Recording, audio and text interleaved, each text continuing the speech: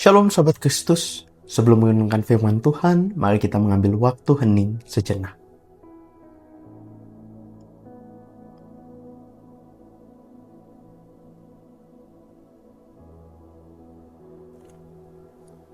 Saudara terkasih, dalam perjalanan menuju kayu salib, Yesus memberikan sebuah perumpamaan alam yang sangat sederhana, namun mengandung kebenaran yang radikal. Di dalam Injil Yohanes 12 ayat 24 yang berbunyi, "Sesungguhnya aku berkata kepadamu, jika biji gandum tidak jatuh ke dalam tanah dan mati, ia tetap satu biji saja. Namun jika ia mati, ia akan menghasilkan banyak buah."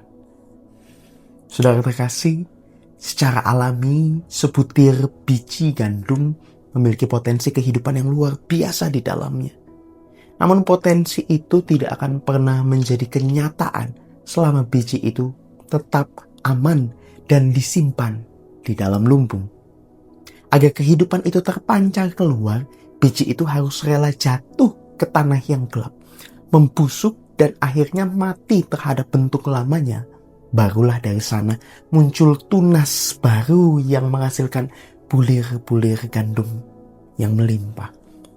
Saudara, Yesus sedang berbicara tentang dirinya sendiri.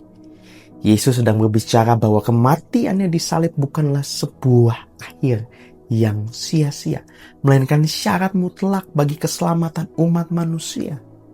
Namun prinsip ini juga berlaku bagi kita yang mengikutinya. Saudara, seringkali kita ingin berbuah di dalam hidup, dalam pelayanan maupun dalam keluarga, dalam sekitar kita. Tetapi kita enggan untuk mati terhadap ego kita sendiri. Kita ingin tetap memegang kendali, tetap ingin dipuji, dan tetap mau merasa nyaman dengan kepentingan diri sendiri. Namun firman Tuhan mengingatkan bahwa selama kita masih mempertahankan biji atau kepentingan diri kita akan tetap sendirian. Dan tidak akan pernah menghasilkan dampak yang kekal bagi orang lain.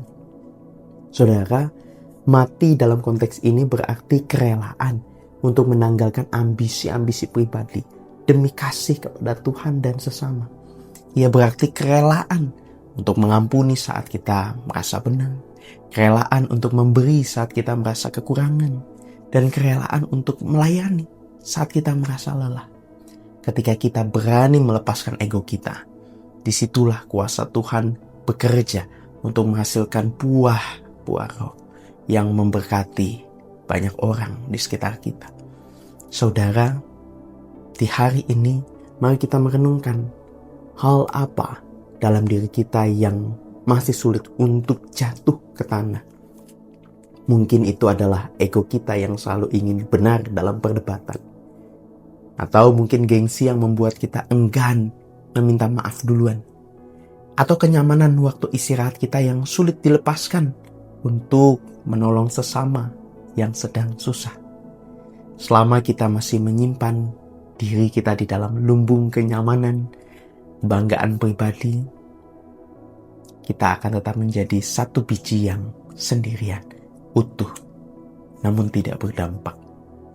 Mari kita sama-sama belajar dari Kristus Yesus.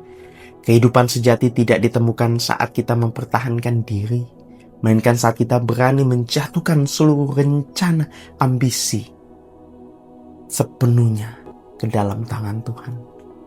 Ketika kita berani mati terhadap kepentingan diri sendiri itu, disitulah Tuhan akan menumbuhkan hidup kita menjadi berkat yang melimpah bagi banyak orang. Ada amin ya saudara? Mari kita tutup permenungan kita ini di dalam doa. Mari kita berdoa.